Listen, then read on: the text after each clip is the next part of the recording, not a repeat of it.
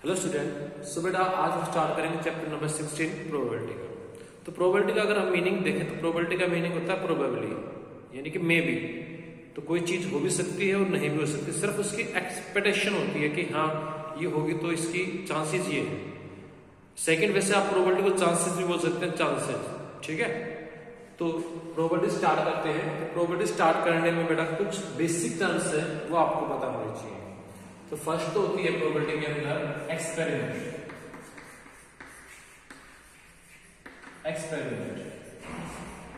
Experiment का meaning क्या होता है? An operation which can produce some well defined result is called experiment. An operation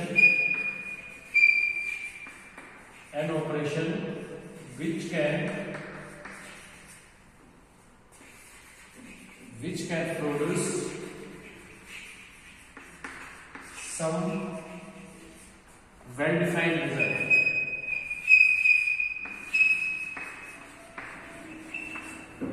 is called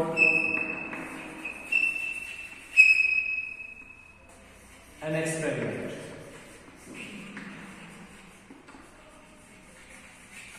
बेटा कोई ऐसा ऑपरेशन आप करते हैं जिसके अंदर कोई ना कोई रिजल्ट आएगा, तो उसको आप बोलते हैं एक्सपेरिमेंट, ठीक है। तो ये आपके पास होता है एक्सपेरिमेंट। अब एक होता है रैंडम एक्सपेरिमेंट। एक्सपेरिमेंट के अंदर ये नेक्स्ट टर्म है रैंडम एक्सपेरिमेंट।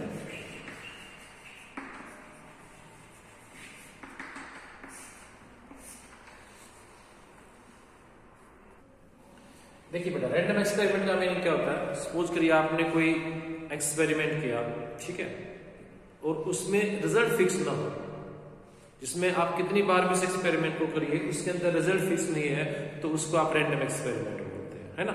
जैसे आपने एक सिक्के को टॉस किया, तो हो सकता है हेड आए या टेल आए। सेकेंड टाइम भी आप अगर सिक्के को टॉस करते हैं तो हो सकता है कि हेड या टेल आए, रिजल्ट फिक्स नहीं होता, ठीक है ना। तो रैंडम एक्सपेरिमेंट का मतलब होता है N experiment in which result is not fixed is called random experiment. क्या लिखेंगे? An experiment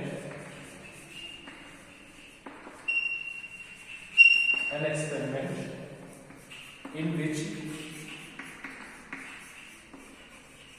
result is not fixed. An experiment in which result is not fixed is called a random experiment.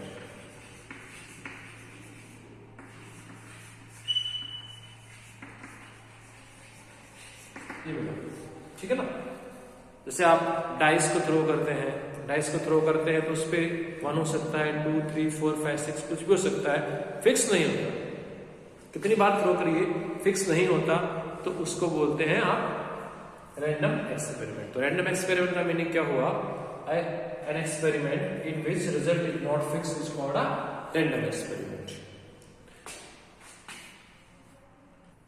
तो देखिए next term है आपके पास outcomes.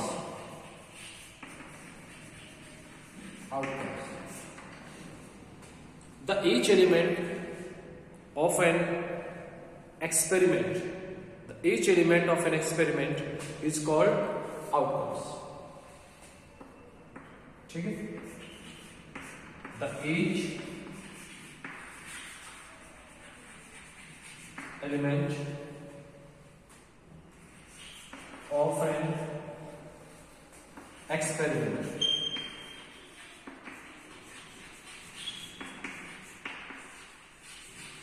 is called outcomes. Suppose करिए आपने एक कॉइन को थ्रो किया या टॉस किया, तो आपके पास एक हेड आएगा या टेल आएगा।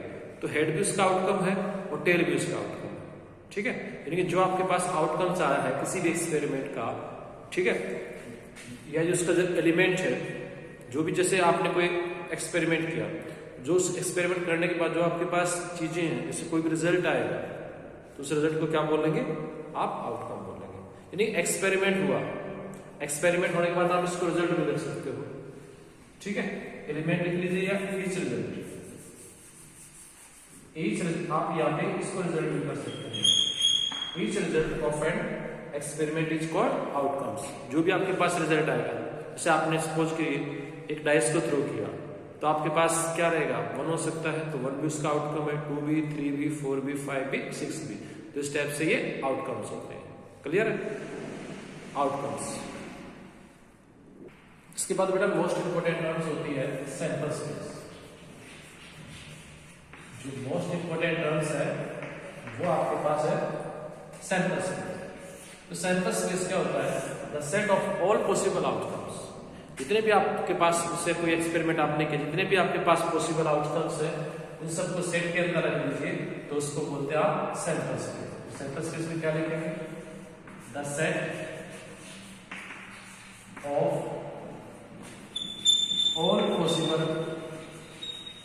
the set of all possible outcomes of an experiment,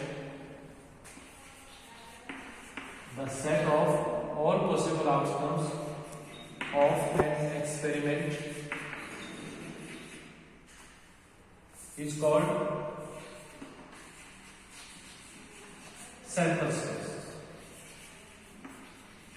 It's called sample space. ठीक है भाई? जनरली बेटा इसको आप कैपिटल एस से डिनोट करते हैं सैंपल स्पेस को। Sample space, sample space is denoted by, sample space is denoted by capital S. इससे लिखते हैं। देखिए अब हम इसी के ऊपर वर्क करेंगे, किसके ऊपर? सैंपल स्पेस के ऊपर वर्क करेंगे बेटा। ठीक है? कैसे वर्क करेंगे देखिएगा, यही काम करेंगे, सैंपल स्पेस निकालना, फिर बाद में प्रोबेबिलिटी के ऊपर जाएंगे, तो सैंपल स्पेस करेंगे। सपोज करिए आपने एक सिक्के को टॉस किया, a coin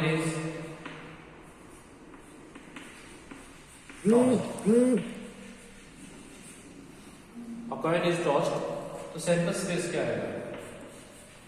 then S sample space है बेटा, हेड आएगा और टेल आएगा, हेड या टेल आएगा। ठीक है? सेकेंड ले लेते हैं अ डाइस इज थ्रोन। एक डाइस को आप थ्रो करेंगे तो सैंपल स्पेस क्या रहेगा बेटा? 1 हो सकता है, 2, 3, 4, 5, 6। ये ऑल पॉसिबल आउटकम्स उनका सेट होता है, सैंपल स्पेस होता है। ठीक है? तो इस टाइप से सैंपल स्पेस होते हैं। Clear?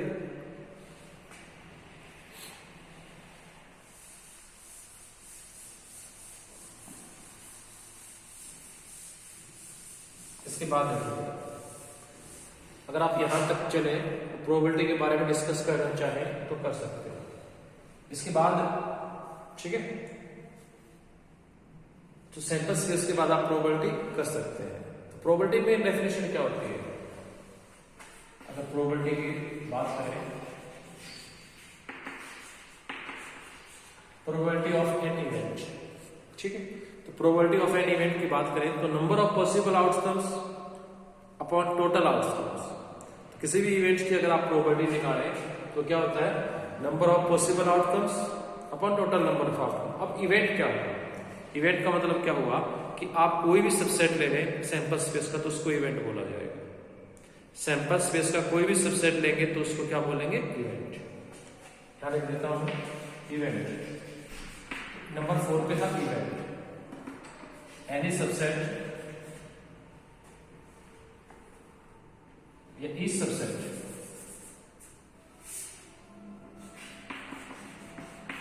Subset of sample space, each set of sample space is called an event। आप सैंपल स्पेस का कोई भी सबसेट ले लीजिए उसको आप इवेंट बोलेंगे। तो probability of an event, probability of an event की अगर मैं बात करूं तो यह आएगा favourable cases of the event. उस इवेंट के फेवरेबल में कितने केस हैं वो आपको लिखने हैं upon total number of cases.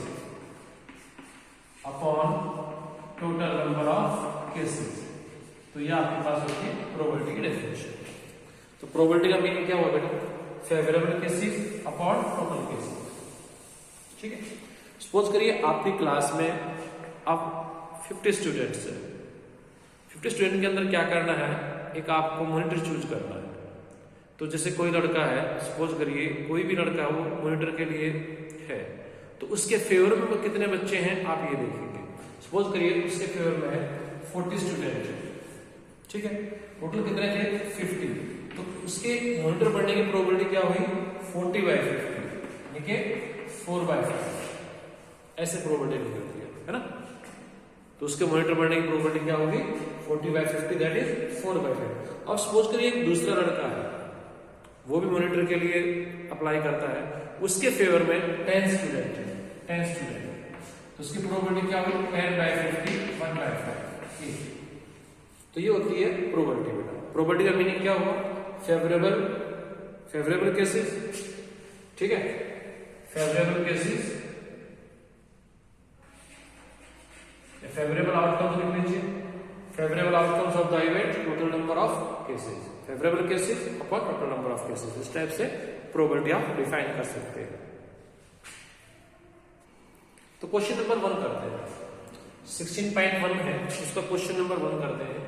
देखिए आपको सेंटर स्पेस फाइंड आउट करना है। A coin is tossed 3 times, एक सिक्के को 3 टाइम टॉस किया गया, आप सेंटर स्पेस फाइंड आउट करेंगे। देखिए बड़ा सा क्वेश्चन है, कोई मुश्किल नहीं। जब आप एक सिक्के को 3 टाइम टॉस करेंगे या 3 सिक्के एक बार टॉस करेंगे तो एक ही बात है ना, ठीक है। जब 1 टाइम टॉस किया तो 2 केसेज हुए, 2 टाइम किया तो 2 × 2 4 हो गई, 3 टाइम किया तो 8 केसेज, तो टोटल 8 आउटकम्स आएंगे यहाँ पे। ये तो कंफर्म हो गया ना। अगर देखिए जैसे आप कोई ट्रायल करते हैं, कोई एक्सपेरिमेंट करते हैं, तो उसके अंदर क्या होता है, 1 टाइम की आप केस काउंट कर लीजिए, 1 टाइम में 2 है तो 2 टाइम करेंगे तो 4 हो जाएंगे, 3 करेंगे तो 8 हो जाएंगे, अब टोटल आउटकम्स 8 आएंगे, कंफर्म हो गया। तो अगर हम सैंपल स्पेस की बात करें, हियर सैंपल स्पेस ऐसे ले लीजिए, बताइए क्या हो सकता है कि 3 टाइम्स हेड हो, तो 3 हेड, एक ही केस आएगा। हो सकता है 2 हेड हो, तो कहां पॉसिबिलिटी होगी, फर्स्ट 2 टाइम तो हेड आए, फिर टेल आए, फिर टेल हेड हो, फिर हेड टेल हेड, ये तो 3 हेड हो सकते हैं, 2 हेड के केसेस हो गए बेटा ये। अब 1 हेड भी पॉसिबल है, 1 हेड, तो क्या होगा, head tail tail, tail head, tail head tail, tail tail head, ये 1 हेड, ठीक है। देखिए मैंने स्टार्टिंग की 3 हेड से, फिर 3 के बाद 2 हेड से, 2 हेड के बाद 1, अब 0 हेड, 0 हेड का मतलब सभी क्या होंगे, ये। तो ये आपके पास है सेंटर स्पेस। बड़ा ही आसान सा क्वेश्चन है। अगर आप एक सिक्के को 3 टाइम टॉस करेंगे तो ये सेंटर स्पेस आएगा। 8 एलिमेंट होंगे, 1 2 3 4 5 6 7 8, इस टाइप से आप सेंटर स्पेस फाइंड आउट कर सकते हैं। सेकंड क्वेश्चन देखिए बड़ा, क्वेश्चन नंबर 2, सेंटर स्पेस निकालना आपको। A dice is thrown, a dice is thrown 2 times, एक डाइस को आप 2 टाइम थ्रो करते हैं तो सेंटर स्पेस बताएंगे आपको, ठीक है ना। तो देखिए डाइस को 1 टाइम थ्रो किया तो क्या कितने केस होंगे, 6। अगर 2 टाइम करोगे तो 6 × 6 कितने आएंगे, 36, 36 केस बनेंगे, ठीक है, 36 केस बनेंगे। तो 36 केस आप लिखेंगे। देखिए solution,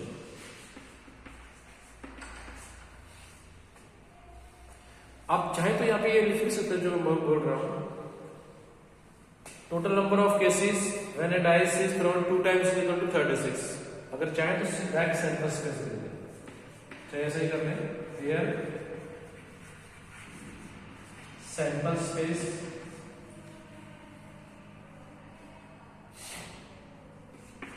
is equal to centre space, ऐसे नाम दे दीजिए। क्या लिखेंगे मैडम, पहले देखिए 1 हो सकता है, 1 के साथ 2 हो सकता है, 1 के साथ 3, 1 के साथ 4 हो सकता है, 1 के साथ 5 हो सकता है, 1 के साथ 6, सभी पॉसिबिलिटी आपने 1 के साथ ले ली। फिर 1 का काउंट पूरा 2 ले लीजिए, 2 1 2 2 2 3 2 4 2 5 2 6, अब 2 भी ले लिया। अब 3 ले लीजिएगा, तो 3 लेंगे तो 3 1 हो जाएगा, लिख दीजिएगा, यहां लिख लेते हैं 3 1 3 2 3 3 3 4 3 5 3 6। इस टाइप से आप 3 कंप्लीट कर लीजिए। फिर 3 के बाद 4 ले लीजिए, 4 1 4 2 4 3 4 4 4 5 4 6। इस टाइप से 4 भी कंप्लीट हुआ। अब 5 ले लीजिए, 5 1 5 2 5 3 5 4 5 5 5 6। ठीक है जी। अब 6 ले लीजिए, 6 1 6 2 6 3 6 4 6 5 6 6।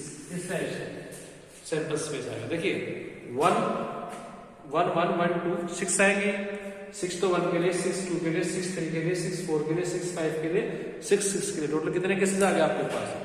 36 केस आ गए बेटा ये। ठीक है, तो इस टाइप से आप सैंपल स्पेस फाइंड आउट कर सकते हैं। बड़ा आसान सा क्वेश्चन है ये भी। तो ये था क्वेश्चन नंबर 2। नेक्स्ट देखिए बड़ा question number 3। Find the sample space if a coin is tossed 4 times. अगर आप कॉइन को 4 टाइम टॉस करेंगे टोटल लास्ट को कितने आएंगे बेटा? फर्स्ट टाइम क्या 2, सेकंड टाइम 2 into 2 4 हो गए, थर्ड टाइम 8, फोर्थ टाइम 16 आएंगे। ठीक है, तो आप 16, ठीक है ना। Here sample space,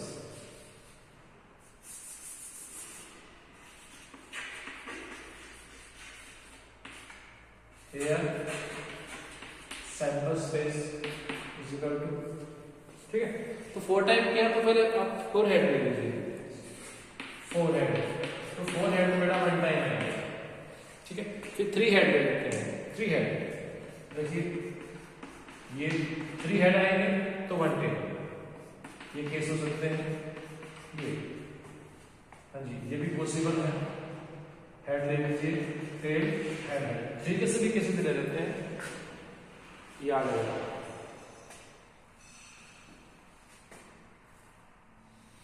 तो ये तो 4 के लिए, ये 3 के लिए। तो नेक्स्ट ये भी हो सकता है हेड हेड टेल हेड। ठीक है ना, हेड हेड टेल हेड, ये 3 के लिए है। फिर 2 के लिए ले लेते हैं, head head tail tail tail tail head head, head tail head tail tail head tail head. ठीक है, ये 2 के लिए हो जाएगा।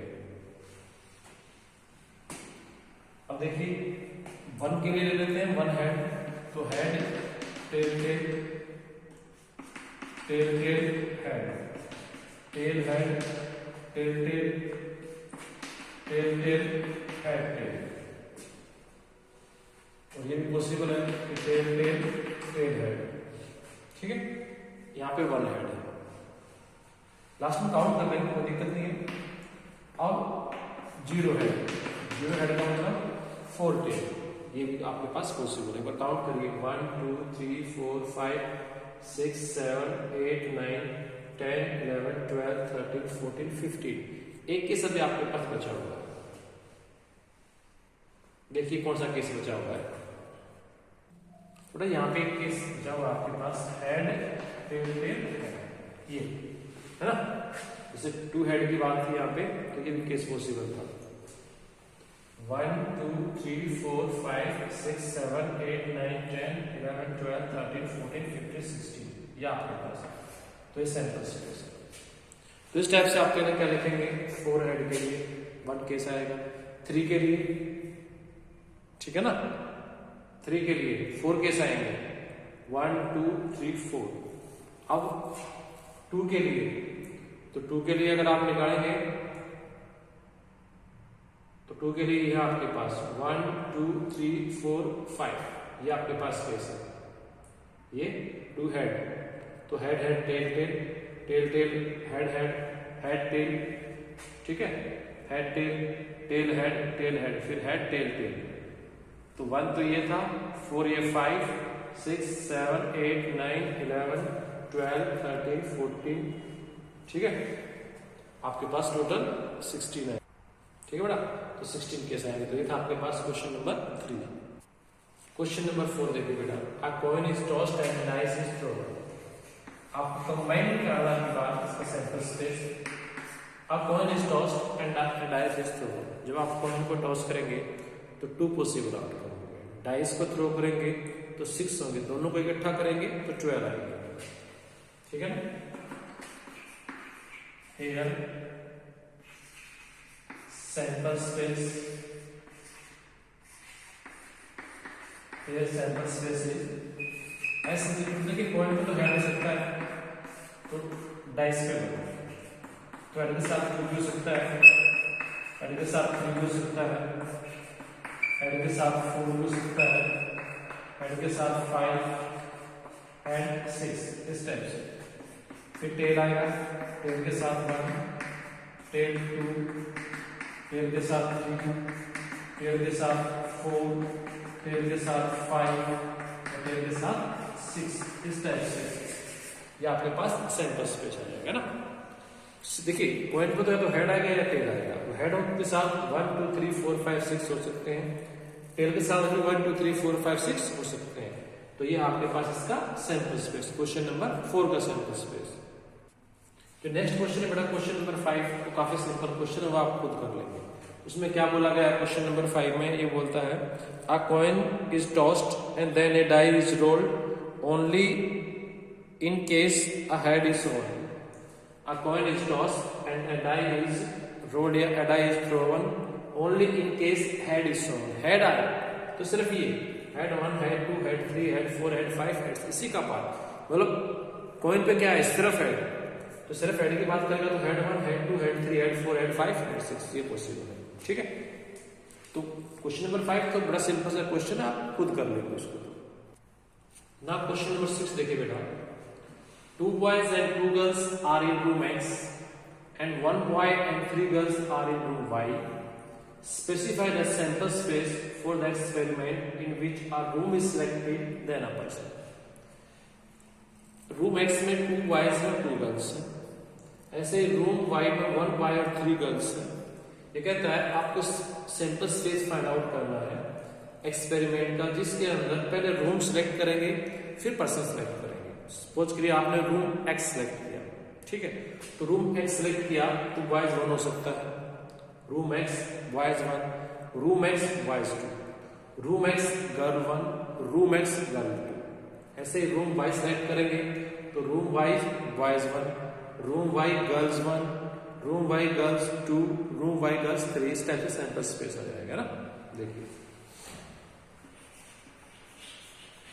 सॉल्यूशन, अगर आप चाहें तो इस क्वेश्चन को थोड़ा डिफरेंट करके भी कर सकते हैं। Late B x1 B x2 या b1 लिख देता हूं, late b1 x b2 x g1 x g2 x, denote 2 boys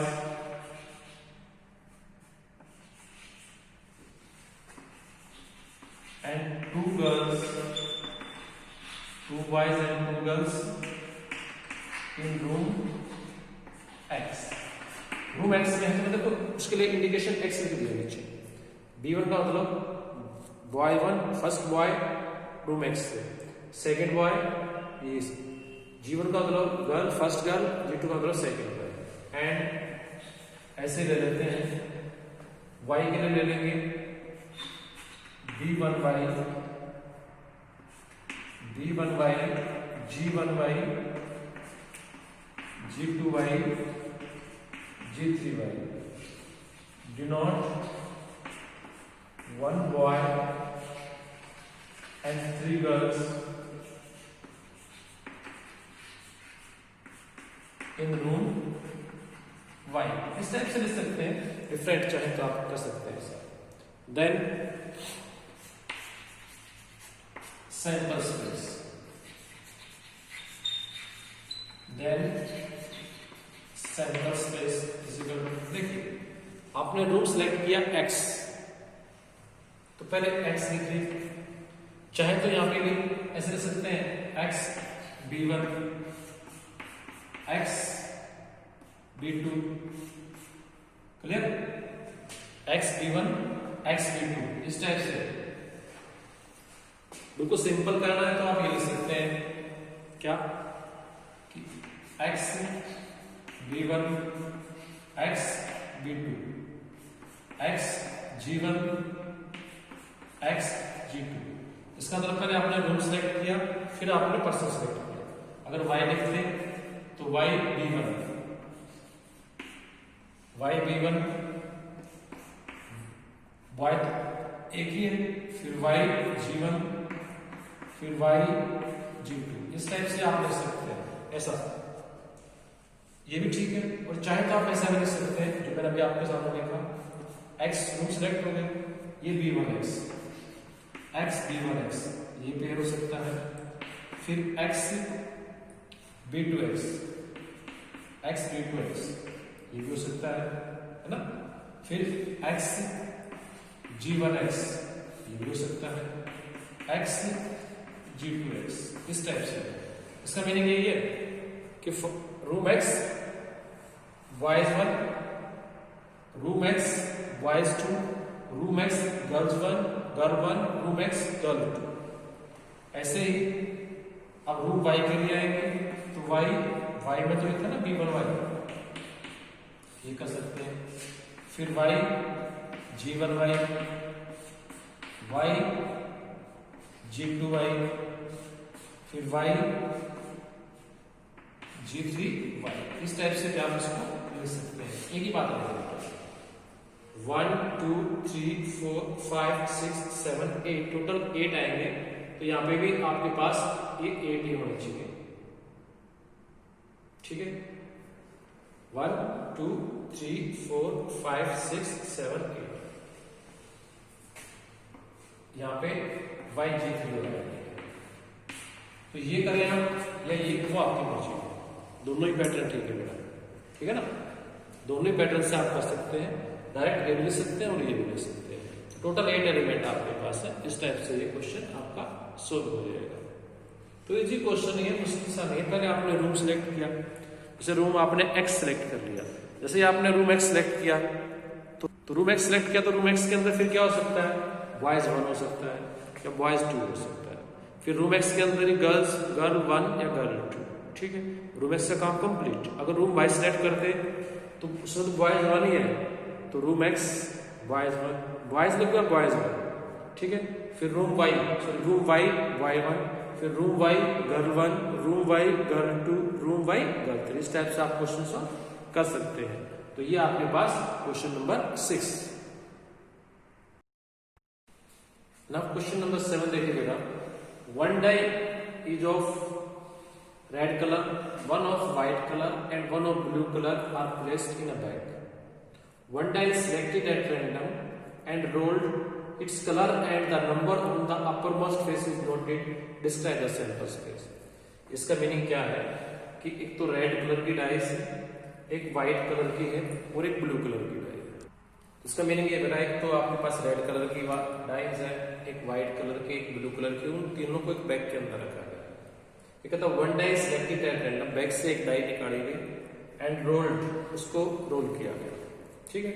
its colour and the number on the upper most face is noted, उसका कलर नोट किया गया और उसके जो ऊपर मोस्ट फेस है उसके ऊपर जो नंबर आया वो नोट किया गया। आप सैंपल स्पेस बताइए, ठीक है। तो सैंपल स्पेस की बात अगर आप करेंगे तो तो सैंपल स्पेस में आपके पास हो सकता है कि वो रेड कलर की आए, ठीक है। तो रेड कलर की आएगी तो रेड कलर के साथ क्या हो सकता है 1 हो सकता है, 2 3 4 5 6। ऐसे व्हाइट कलर की होगी तो व्हाइट कलर पे भी क्या हो सकता है 1 2 3 4 5 6। ऐसे ब्लू की होगी तो क्या हो सकता है ब्लू के साथ 1 2 3 4 5 6, ठीक है। देखिए लेट आर ले लेते हैं रेड कलर के लिए, आर रेड के लिए, डब्ल्यू ले लेते हैं व्हाइट के लिए, एंड बी ले लेते हैं। Let R W and B denote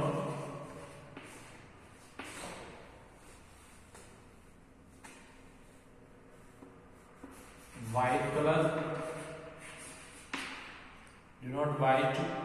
second क्या थी रेड, डिनोट आर किसके लिए था रेड।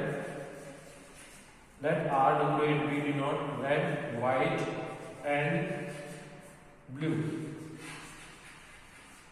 ब्लू डाइस ये है, ठीक है। देन अगर आप ऐसा ले लेंगे तो देखिए then sample space, then sample space, इस सैंपल स्पेस का तो बट देखो सपोज करो आपके पास जैसे आपने सेलेक्ट कर ली रेड, तो रेड के साथ 1 हो सकता है ना। सो बेटा अगर आप बात करेंगे आपके पास देखिए जो आपके पास आपने बैग सेलेक्ट किया वो रेड सेलेक्ट हो गया, ठीक है। जो डाई सेलेक्ट की वो रेड कलर की होगी तो रेड कलर के साथ 1 हो सकता है रेड पे, तो रेड के साथ 2 हो सकता है रेड पे, 3 हो सकता है रेड डाइस पे, और रेड पे 4 हो सकता है रेड पे, 5 भी और रेड पे 6 भी, इस टाइप से। अगर आप व्हाइट सेलेक्ट करते तो व्हाइट पे हो सकता है, व्हाइट सेलेक्ट हो जाती तो व्हाइट पे 1 हो सकता था, व्हाइट पे 2, व्हाइट डाइस पे 3, व्हाइट पे 4 हो सकता था, व्हाइट पे 5 और व्हाइट पे 6 भी हो सकता था। ये व्हाइट कलर की पॉसिबिलिटी होगी। उससे होता है कि जो आपने डाइस बैग से निकाली है वो आपकी ब्लू होती, तो ब्लू होती तो क्या होता बी ब्लू के लिए ना, तो ब्लू 1 हो सकता, तो ब्लू के साथ 2 भी हो सकता था डाइस पे, तो ब्लू कलर है तो ये 3 और ब्लू कलर है तो 4 और ब्लू है तो 5 और ब्लू है तो 6, ये ऐसे इस टाइप से। तो ये आपके पास सैंपल स्पेस होगा, ठीक है। ये सैंपल स्पेस है। देखिए आप इस सैंपल स्पेस में जो है मैं एलिमेंट लिखा हूं आप इसको कैसे बोल सकते हैं R1 रेड के साथ कोई दिक्कत नहीं है, R2 R3 R4 R5 R6 ऐसे लिख लीजिए, कोई परेशानी नहीं है। W1 W2 W3 W4 W5 W6 white के लिए था ये, और B1 B2 B3 B4 B5 B6 ऐसे भी सैंपल स्पेस ही कोई प्रॉब्लम नहीं है। ऐसे लिखे या ऐसे बात है कि कोई चीजों से कोई इफेक्ट नहीं आएगा। तो ये आपके पास था क्वेश्चन नंबर 7, आसान सा क्वेश्चन था। देखिए पहले यही बोला गया कि आपके पास जो डाइस थी 3 कलर की डाइस थी, रेड की, व्हाइट की और ब्लू की, उनको एक बैग के अंदर रखा गया। फिर उन 1 डाइस सिलेक्टेड एट रैंडम बोल लीजिए, उनमें से एक डाइस सिलेक्ट कीजिए। हमें नहीं पता कि कौन सी डाइस आएगी, हो सकता है कि वो आपकी रेड कलर की आ जाए, हो सकता है वो व्हाइट की आ जाए, हो सकता है वो ब्लू कलर की आ जाए। तो सारे पॉसिबल लिए हमने। अगर वो व्हाइट की रेड की होती तो ये पॉसिबिलिटी है, अगर वो व्हाइट की होती तो ये पॉसिबिलिटी है, अगर वो ब्लू कलर की होती तो ये पॉसिबिलिटी है। तो ये आपके पास आपका सैंपल स्पेस है।